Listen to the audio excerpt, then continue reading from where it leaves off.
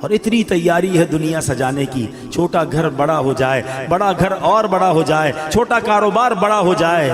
میں نہیں کہتا کاروبار بڑا نہ کریں، میں نہیں کہتا گھر بڑا نہ بنائیں، مگر اس گھر میں، اس کاروبار میں، اس دنیا میں اتنے غرق تو نہ ہو جائے نا کہ پہلے تو حلال اور حرام کی تمیز اٹھ جائے اور پھر مرنے کا ہی خیال نہ رہے۔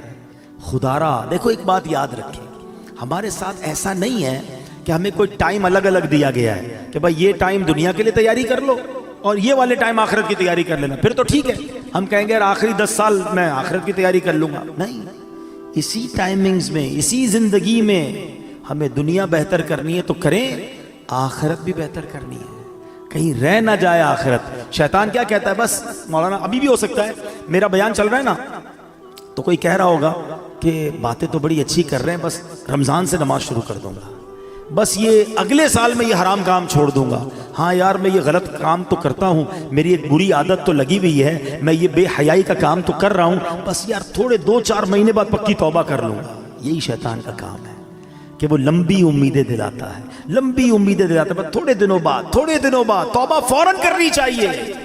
شیطان کیسا مردود ہے اور کیسے مرواتا ہے۔ مجھے بنی اسرائیل کا یہ پرانا کتابوں میں واقعہ لکھا وہ یاد آ گیا کہ 2 بھائی تھے، اوپر نیچے رہتے تھے، first floor ground floor. Ground floor والا بھائی بدکار، شرابی، کبابی، بے حیائی کے کام کرنے والا، اور اوپر والا بھائی تہجد گزار، قرآن پڑھنے والا، دین کا کام کرنے والا۔ شیطان بڑے بھائی کے پاس گیا اور اسے کہتا ہے کہ یار 40 سال ہو گئے تیری زندگی کو، کوئی مزہ نہیں کیا لائف میں، کوئی انجوائمنٹ نہیں، سارا دن ذکر تسبیح۔ میں نے اللہ پاک کی قدرت لوح محفوظ پر دیکھ لیا ہے، تیری عمر 80 سال ہے، ایک کام کر 20 سال انجوائے کر، مزے کر، رنگ رلیاں منا لے، آخری 20 سال پھر توبہ کر کے عبادت کر لینا۔ شیطان نے دل میں یہ خیال ڈال دیا، اس نے سوچا یار بات تو ٹھیک ہے یار، میں تو کچھ کیا ہی نہیں زندگی میں، صرف اللہ اللہ ہی کرتا رہا، مزہ ہی نہیں لائف میں اٹھایا، نیچے ہی تو میرا بھائی ہے، روز عیاشیاں کرتا ہے، روز شرابیں پیتا ہے، روز بے حیائی کرتا ہے، کہیں اور جانے کی کیا ضرورت ہے، نیچے چلے جاتا ہوں بھائی کے پاس۔ وہ اللہ کی کرنی دیکھو کہ جو نیچے والا بھائی تھا اس کے دل میں خیال آیا کہ یار کب تک گناہ کرے گا، اتنی شرابیں، اتنی بے حیائیاں، اتنی بدکاریاں، مرنا نہیں تجھے، توبہ کر۔ دل میں خیال آیا، کہتا ہے ایک میرا بھائی ہے اوپر، جب دیکھو عبادت ریاضت، چلو کہیں اور نہیں جاتا، اپنے نیک بھائی کے پاس جاتا ہوں، اس کے پاس جا کے اللہ سے معافی مانگتا ہوں۔ اللہ کی کرنی دیکھیں، یہ گناہگار اپنے کمرے سے نکلتا ہے اوپر جانے کے لیے، اور وہ نیک اپنے کمرے سے نکلتا ہے نیچے آنے کے لیے۔ جب وہ سیڑھی پہ آتا ہے نا اوپر والا، اس کا پیر پھسلتا ہے، لڑکتا ہوا نیچے والے بھائی پہ گرتا ہے، دونوں بھائی نیچے گرتے ہیں، دونوں کا انتقال ہو جاتا ہے۔ اب پتہ ہے فیصلہ کیا ہوتا ہے، اوپر والا گناہ کے لیے چل پڑا تھا، نافرمانی کے لیے چل پڑا تھا، فرمایا اس کی نیکیاں برباد کر دی جاتی ہیں، اور یہ گناہگار توبہ کے لیے چل پڑا تھا، اللہ سے دوستی کرنے چل پڑا تھا، شرمندگی تھی دل میں، فرمایا یہ چلنا جو ہے اس کا اللہ کی بارگاہ میں ایسا قبول ہوا، اس کے سارے گناہ معاف کر دیے جاتے ہیں۔ ہائے ہائے ہائے، یہ ہے میرے رب کی رحمت۔ ہم کتنے ہی گناہگار کیوں نہ ہو، چل تو پڑو یار، توبہ کے راستے پہ چل پڑو نا، اسے راضی کرنے کے راستے پہ چل پڑو یار۔ کب تک سوچتے رہیں گے، کب تک نمازیں قضا کرتے رہیں گے، کب تک جھوٹ بولتے رہیں گے، کب تک حرام کماتے رہو گے، کب تک ماں باپ کو ستاتے رہو گے، کب تک جوا کھیلتے رہیں گے، کب تک شراب اور بے حیائی کے کام کرتے رہو گے۔ اے میرے اسلامی بھائیوں، بڑا قریب ہے، یقین کرو بڑا قریب ہے، ہم واقعی گناہگار ہیں۔ کبھی کبھی جب اپنے گناہوں پر نظر جاتی ہے نا تو بڑا شرم آتی ہے کہ بنے گا کیا، اتنی بے حیائیاں ہیں اور ایسی بے غیرتی ہے کہ دنیا دیکھے تو گناہ نہیں کرتے ہیں، مگر رب دیکھ رہا ہوتا ہے، اکیلے میں ہم گناہ کر جاتے ہیں۔ یہ خیال کیوں نہیں آتا کہ اللہ دیکھ رہا ہے، یہ خیال کیوں نہیں آتا کہ مجھے مر کر اللہ کی بارگاہ میں جانا ہے، لوگوں نے کیا بگاڑنا ہے میرا۔ یہی بات تو اعلیٰ حضرت نے سمجھائی ہے نا کہ جس نے سزا دینی ہے اس کے گناہ کرتے ہوئے شرم نہیں آتی، لوگ دیکھتے اس کی شرم آتی ہے۔ فرماتے ہیں نا، چھپ کے لوگوں سے کیے جس کے گناہ، چھپ کے لوگوں سے کیے جس کے گناہ، وہ خبردار ہے کیا ہونا، وہ تو خبردار ہے، اسے تو پتا ہے مگر دلاسا پتہ ہے دل کو کیا ملتا ہے کہ وہ رب رحیم ہے، وہ رحمان ہے، وہ معاف کرنے والا، بس ہم آ جائیں اس کی طرف، انتظار نہ کرو۔ شیطان ہے کہتا ہے بڑا رحم والا مولا ہے، توبہ کر لیں گے بعد میں، یہی شیطان کا وار ہے تم پر کہ وہ نہیں کرنے دیتا توبہ۔ آج کر لو، ابھی کر لو، آج تو ویسے بھی جمعرات کی رات ہے، آج تو ویسے ہی مانگنے کی رات ہے، اور جب اجتماع مسلمین ہونا اس کی برکتیں ہوتی ہیں۔ ہمیں کیا پتہ یہاں اللہ کا کون سا ولی بیٹھا ہے، آج دعا ہوگی، کس کی آمین کا ہاتھ اٹھے گا اور کس کے صدقے ہماری بھی توبہ قبول ہو جائے گی۔ تو بس اب پیارے اسلام بھائی چل پڑو، بس اب ہمت کر جاؤ، بہت ہو گئی گناہ، بڑی ہو گئی نافرمانیاں، اسے راضی کرنا ہے اور توبہ کر لو۔ اور اس کی توبہ اتنی کمال کی، اس کی بارگاہ میں رحمت اتنی بڑی ہے کہ توبہ کرنے والے سے وہ بڑا خوش ہوتا ہے، سارے پچھلے گناہ معاف کر دیتا ہے۔ حدیث پاک میں ہے التائب من الذنب کمن لا ذنب لہ، گناہوں سے توبہ کرنے والا ایسا ہے جیسا اس نے گناہ کیا ہی نہیں۔ تو پھر کیوں نہ توبہ کریں، پھر کیوں نہ اللہ کی طرف رجوع لے آئے۔ اب میں یہاں آخر میں اپنے بیان کے آخر میں یہاں یہ بھی بتاتا چلوں کہ جو یہ وسوسہ آتا ہے نا کہ یار موت کو یاد کرنا کیوں ضروری ہے، آؤ میں آپ کو پیارے آقا علیہ الصلوۃ والسلام کی حدیث بھی سناتا ہوں، اور اس کے بعد پھر میں موت کو یاد کرنے کے کچھ فضائل بتاتا ہوں۔ اللہ کے حبیب علیہ الصلوۃ والسلام جب لوگوں کو موت سے غافل دیکھتے تو دروازے پر تشریف لاتے، دروازے کو 3 مرتبہ ہلاتے اور فرماتے اے لوگو، اے مسلمانوں، تمہارے پاس یقینی موت آئے گی اور وہ اپنے ساتھ وہ کچھ لائے گی جو اسے لانا ہو، خبردار ہر کوشش کرنے والے کے لیے ایک انتہا ہے، اور ہر کوشش کرنے والے کی انتہا موت ہے، پس کوئی پہلے جاتا ہے کوئی بعد میں۔ حضرت ابن ثابت رحمت اللہ تعالی علیہ فرماتے ہیں ایک مرتبہ بارگاہ رسالت میں صلی اللہ تعالی علیہ وسلم میں ایک بندے کا ذکر ہوا، صحابہ نے اس کی بڑی تعریف کی۔ اس پر پیارے آقا رسول ہاشمی صلی اللہ تعالی علیہ وسلم نے فرمایا وہ موت کو کیسے یاد کرتا ہے۔ ایک بندے کی تعریف کی گئی، آپ نے اگین کوسچن کیا یہ تو بتاؤ وہ موت کو کیسے یاد کرتا ہے۔ عرض کی گئی حضور اسے کبھی موت کا ذکر کرتے ہوئے سنا نہیں گیا۔ تو آقا علیہ الصلوۃ والسلام نے فرمایا پھر وہ ایسا نہیں ہے جیسا تم کہہ رہے ہو، یعنی بندہ اچھا وہ ہے جو موت کو یاد کرتا ہے۔ اے میرے پیارے اسلامی بھائی، قبرستان عبرت کی جگہ ہے، مذاق مستی اور دنیاوی باتیں کرنے کی جگہ نہیں ہے۔ آپ کو پتہ ہے کہ سیدنا عثمان غنی رضی اللہ تعالیٰ عنہ عشرہ مبشرہ میں سے ہیں، ذوالنورین ہیں، اور 2 بار نبی پاک سے جنت خریدی ہے، ایسی عظیم ہستی ہیں۔ مگر جب آپ قبرستان جاتے تھے نا، آپ کی اتنا روتے تھے کہ آپ کی داڑھی آنسوں سے تر ہو جاتی تھی۔ لوگ کہتے ہیں آپ اتنا کیوں روتے ہیں؟ آپ کے سامنے کبھی حشر کی بات بھی ہوتی ہے، جہنم کا ذکر بھی ہوتا ہے، اب اتنا نہیں روتے۔ قبر کی بات ہوتی ہے یا آپ قبرستان جاتے رونا شروع کر دیتے ہیں۔ کتنی کمال کی بات کی آپ نے فرمایا قبر ہی پہلی منزل ہے، جو پہلی منزل میں کامیاب ہو گیا نا وہ آگے بھی کامیاب ہو گیا، جو ادھر ہی پکڑا گیا پھر آگے اور مشکل ہے نا۔ فرسٹ انٹری ٹیسٹ ہے سمجھ لو، ہیں قبر میں جاتے ہی امتحان ہوگا نا، قبر میں جاتے ہی سوالات ہوں گے۔ اگر سوال کے جواب دے دیے، اچھا مزے کی بات دیکھیں، یہ اسٹوڈنٹ بھی بیٹھے ہوں گے، امتحانات بھی ہوتے رہتے ہیں، اسٹوڈنٹ کوشش کرتے ہیں کسی طرح پیپر آؤٹ ہو جائے، پتہ چل جائے امتحان میں کون سا پیپر آئے گا۔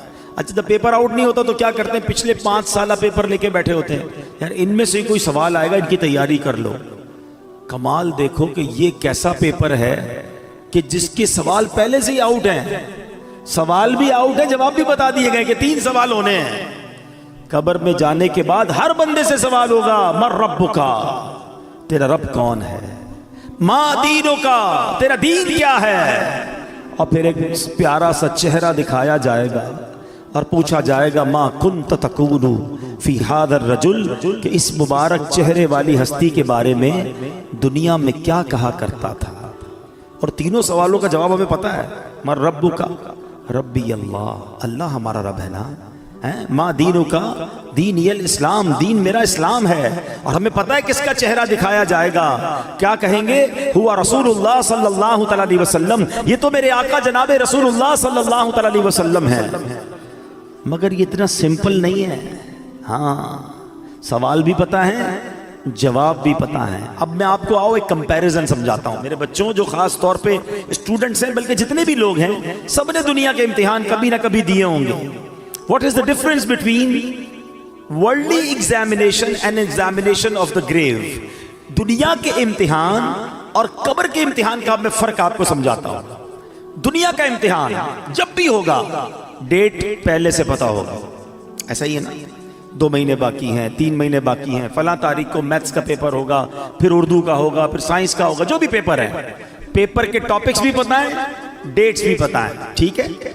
جیسے جیسے امتحان قریب آئے گا ہم تیاری بڑھاتے جاتے ہیں. کل صبح پیپر ہے، رات نیند نہیں آتی. ایسا ہی ہے.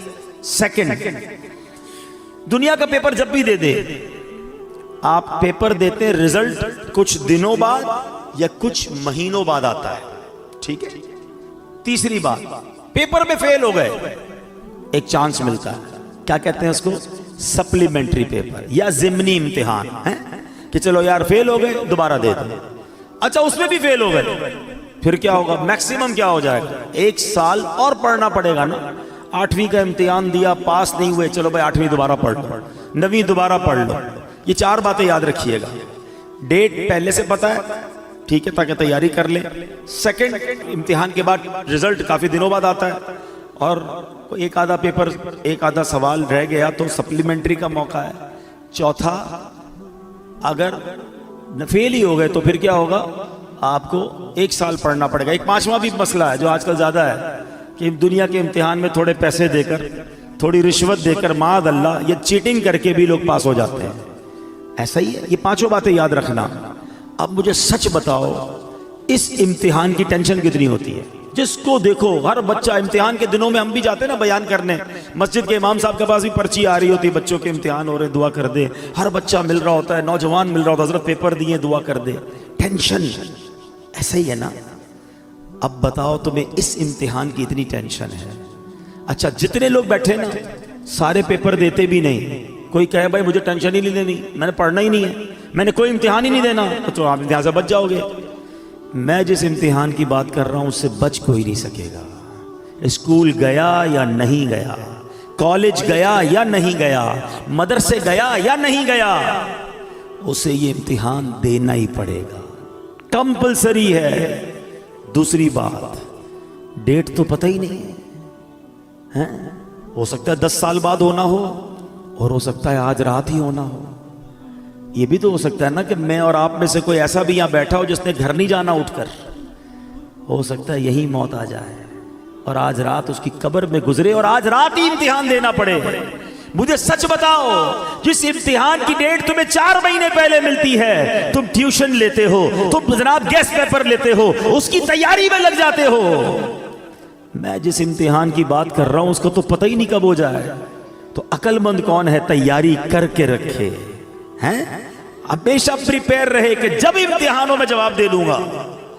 اب آؤ دوسری بات، دنیا کے امتحان میں پیپر دینے کے کئی دنوں بعد رزلٹ آتا ہے. قبر کے امتحان میں فوری رزلٹ آئے گا. ادھر صحیح جواب دیے، ادھر جنت کی کھڑکی کھول دی جائے گی. پتہ ہے فرشتے کیا کہیں گے مرنے والے کو جو صحیح جواب دے گا نا؟ نم کا نومت العروس، سو جا کہ جیسے دلہن سوتی ہے. اسے قبر ایسے دبائے گی، قبر ہر کسی کو دبائے گی، یاد رکھیے گا. کسی کو تو ایسے دبائے گی جس سے رب ناراض ہوا، پسلیاں ایک دوسرے میں پیوست ہو جائیں گی، ٹوٹ جائیں گی پسلیاں. مگر کسی کو ایسے دبائے گی جیسے ماں دباتی ہے اپنے بچے کو، پیار سے. اور جس نے غلط جواب دیا، جو جواب نہ دے سکا، انتظار نہیں ہوگا، اسی وقت قبر میں جہنم کی کھڑکی کھلے گی، آگ برسا دی جائے گی اور قبر اسے تہس نہس کر دے گی. تیسری بات، کوئی سپلیمنٹری نہیں ہے. ارے فرشتوں سنو سنو، غلطی ہو گئی، ایک جواب غلط ہو گیا، رکو رکو دوبارہ جواب دینا ہے. نہیں، اونلی 1 چانس. ٹھیک ہے؟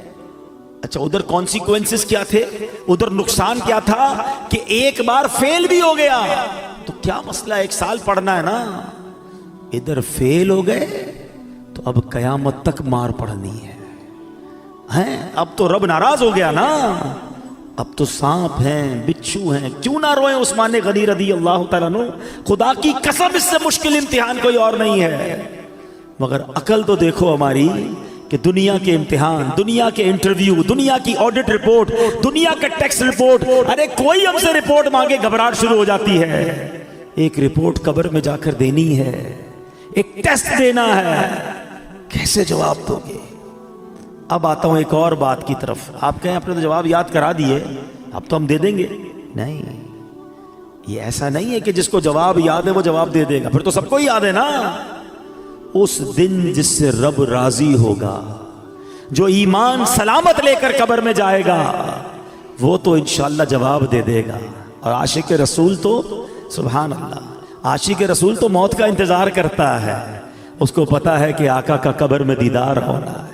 आला हज़रत फरमाते ना, जान दे दो वादाए दीदार पर। अरे जान दोगे तो दीदार होगा ना।